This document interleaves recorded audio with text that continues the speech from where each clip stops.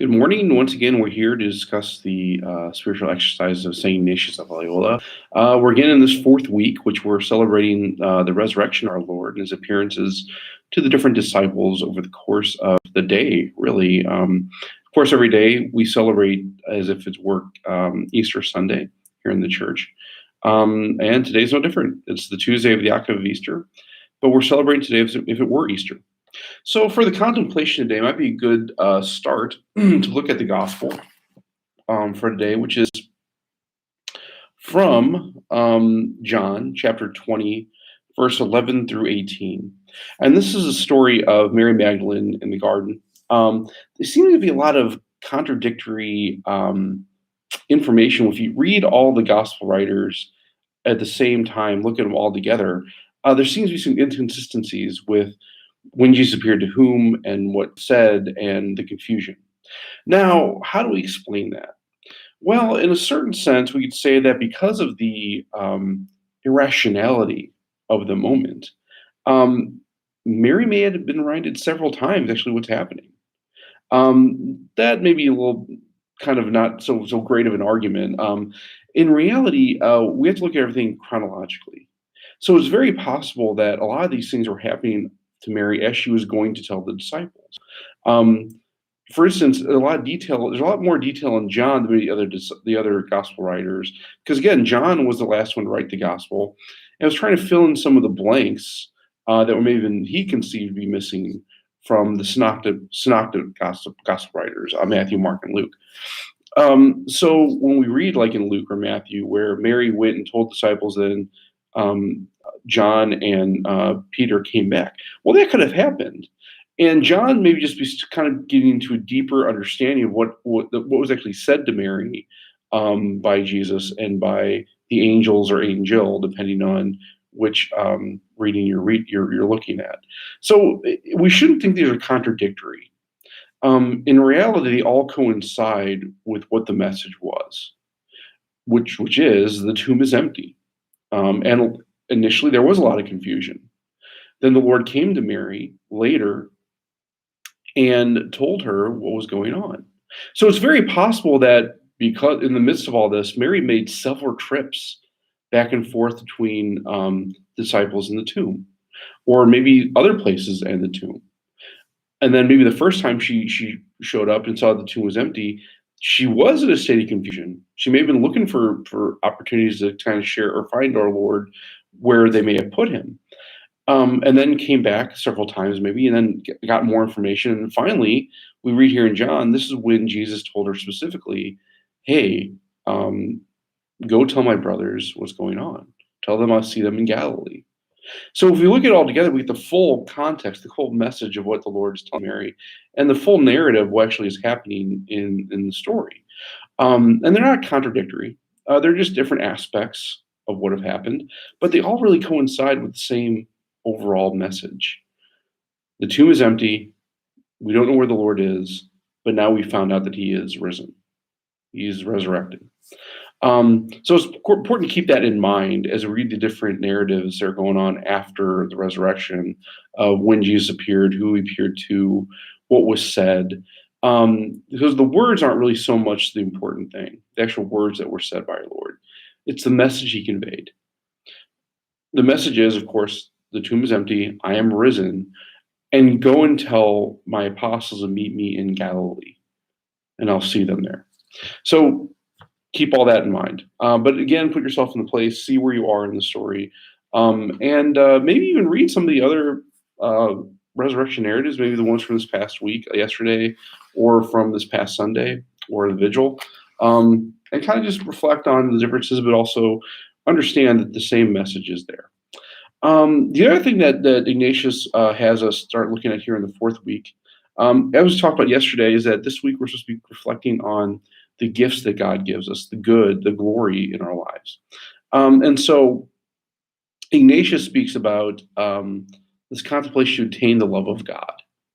So one point he makes is that love really should be manifested in deeds, not necessarily words. And the second is that it's a mutual sharing of goods, right? That's what love basically is. It's a good for the other. Um, Not to say that sacrifice isn't good, but in most human relationships, our understanding of love is that it is mutual, is that the love I give is also the love I receive. Now, that's not always equal. Um, that's kind of where sacrifice does come in, but it is a mutual sharing of goods. Um, so he gives the example: if one has knowledge, he shares it with the one who does not. And so also if one has honors or riches, this all these one gives the other. Now, it's interesting he says it's mutual because in that respect, one cannot give what can't receive. What he may be getting at is once you give it, it should be kind of paid forward. So love doesn't have to be necessarily given to the giver, but needs to be shared and given to others. Um, so again, representation of the place. Basically, the way he views this contemplation, you're staying in the presence of God and of his angels and saints. And that's kind of the first, and you imagine yourself in that in the heaven. And then you ask what you desire, of course, the second as always. So again, the first point that Ignatius wants to make is that we first want to recall the blessings that we've been given. Blessing not only of ourselves, but of creation and redemption. Special favors we have received by our Lord through creation and redemption. Again, recognizing that everything we're given is gift. Nothing that we have is owed to us, and nothing that we have is really ours. Um, so ponder with a great affection what the Lord has done for you personally. Remember, and this kind of goes back to the first week when we're thinking about creation, is that recognizing that everything that we're given in this life is from God, and it's all given out of love. Um, so also understand that the same desire the Lord continues to give to us. Not only on the cross and his resurrection, giving us that grace, but also he continues to give us these things in our life that we need, but also the things we desire, we truly want. Then you reflect on yourself and consider according to reason and justice, what you should give to the Lord after receiving these things.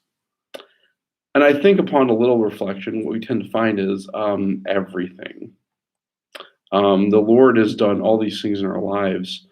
And so, really, anything of mine that I consider mine, that I'm a steward of, in justice and reason, it doesn't belong to me and it can be taken and given back to our Lord.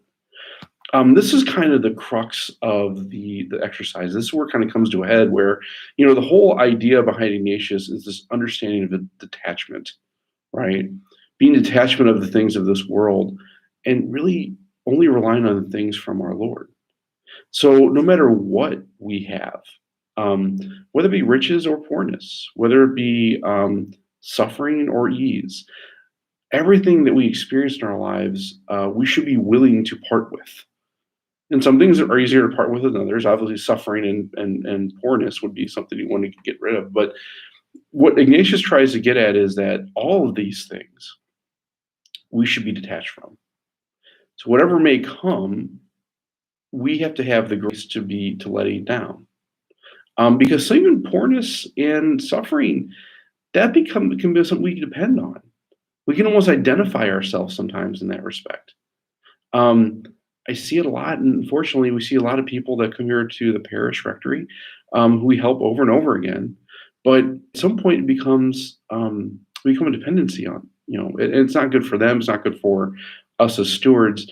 And you see kind of this level of identity in the fact that some people can't get out of the situation they're in, or the help we really want to give them, or we have tried to give them, they don't want to receive because they're wrapped up in this identity of their circumstance.